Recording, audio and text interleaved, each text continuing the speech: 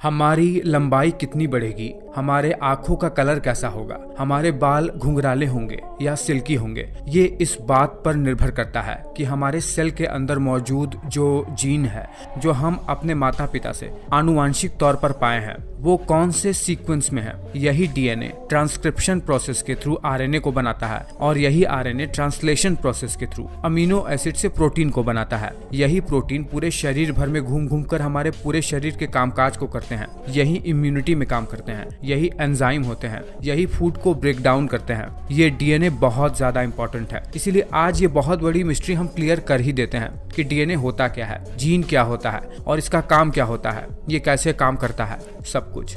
देखिए, जब हम अपने सेल के अंदर जाएंगे तो हमारे सेल के अंदर न्यूक्लियस होता है। इसी न्यूक्लियस के अंदर ही हमारा डीएनए बिल्कुल धागे की मेश की तरह, बिल्कुल उलझे हुए धागे की तरह, जिसे क्रोमेटिन कहते हैं, उसके अंदर निहित रहता है। और इसके अलावा डीएनए दरअसल हमारे माइटोकॉन्ड्रिया के अंदर भी पाया जाता है, सर्कुलर डीएनए के रूप में। बहुत ही स्पेशल होता है ये, केवल और केवल मदर से ही बच्चों में पास होता है ये। इस पर तो अलग से वीडियो बनाना पड़ेगा। अगर हम अपने न्यूक्लियस के अंदर जाएंगे तो हम पाएंगे कि न्यूक्लियस क्रोमेटिन के रूप में डीएनए को अपने अंदर संग्रहित किया हुआ है। इस डीएनए को जब हम थोड़ा सा खींच कर देखेंगे तो हम पाएंगे कि डीएनए एक डबल हेलिकल स्ट्रैंड के रूप में, बिल्कुल सीढ़ीनुमा संरचना के रूप में बना हुआ है। चलिए इसके संरचना को थोड़ा सा ढंग से देख लेते हैं। मान लीजिए कि डीएनए बिल्कुल एक सीढ़ीनुमा संरचना है, वो सीढ़ी जो बांस की सीढ़ी होती है। जनरली हमारे देश में कई जगह पर आपने उसे देखा होगा। इस सीढ़ी का ये जो दोनों बांस वाला साइड है, मान लीजिए डीएनए का स्ट्रैंड है वो। डीएनए का ये स्ट्रैंड बना हुआ होता है फॉस्फेट और शुगर के मॉलिक्यूल से, इसीलिए इसे फॉस्फेट शुगर बैकबोन कहा जाता है डीएनए का। और ये जो आप बिल्कुल डीएनए के स्ट्रैंड के बीच में डंडेनुमा जो संरचना देख रहे हैं, जो बिल्कुल बांस वाली सीढ़ी के स्टेप की तरह संरचना बना हुआ है, वो नाइट्रोजनस बेस के मॉलिक्यूल से बनी हुई संरचना है। ओवरऑल बात करें तो डीएनए 3 तत्वों से मिलकर बना हुआ होता है, फॉस्फेट, पेंटोज शुगर जिसे डीऑक्सीराइबोस के नाम से जानते हैं, और नाइट्रोजनस बेस।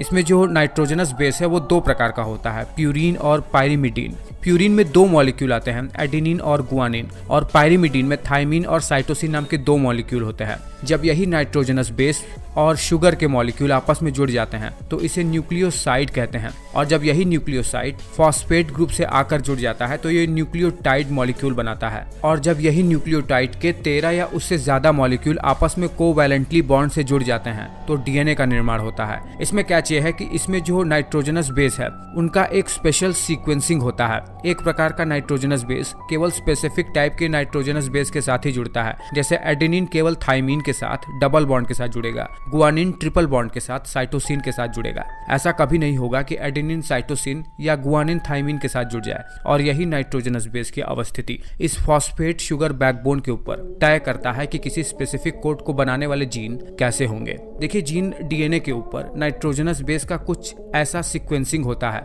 जो कोई स्पेसिफिक टाइप के प्रोटीन को बना सकता है, और यही स्पेसिफिक प्रोटीन पूरे शरीर भर में जाकर काम करते हैं। डीएनए के ऊपर कुछ ऐसे पोर्शन भी होते हैं जो किसी भी प्रकार के प्रोटीन का सिंथेसिस नहीं कर पाते हैं, इन्हें इंट्रॉन्स कहते हैं। चलिए, इतना जानना काफी होगा। अब हमें ये जानना चाहिए कि हमारा ये डीएनए ये काम कैसे करता है। डीएनए का मेन फंक्शन हमारे सेल के अंदर प्रोटीन को सिंथेसिस करना होता है, और यही प्रोटीन हमारे शरीर भर में सारे के सारे महत्वपूर्ण फंक्शन को एग्जीक्यूट करते हैं। देखिए, होता क्या है कि सबसे पहले न्यूक्लियस के अंदर मौजूद डीएनए को आरएनए पॉलीमरेज नाम का एंजाइम अनवाइंड करके इसी डीएनए के कोडिंग की सहायता से एक मैसेंजर आरएनए का निर्माण करता है। इस प्रोसेस को ट्रांसक्रिप्शन कहते हैं। और ये आरएनए पॉलीमरेज दरअसल डीएनए पर मौजूद नाइट्रोजनस बेसिस को रीड करके उन्हीं के अकॉर्डिंग बेसिस को पेयर करके मैसेंजर आरएनए का निर्माण करते हैं। जब हम आरएनए पढ़ेंगे तो हम सभी प्रकार के आरएनए को भी जानेंगे। यही एमआरएनए जब न्यूक्लियस से बाहर निकलता है तो राइबोसोम के 2 सब यूनिट इन्हीं एमआरएनए के ऊपर और नीचे की ओर से इसे ढक लेते हैं और इसको रीड करना शुरू कर देते हैं।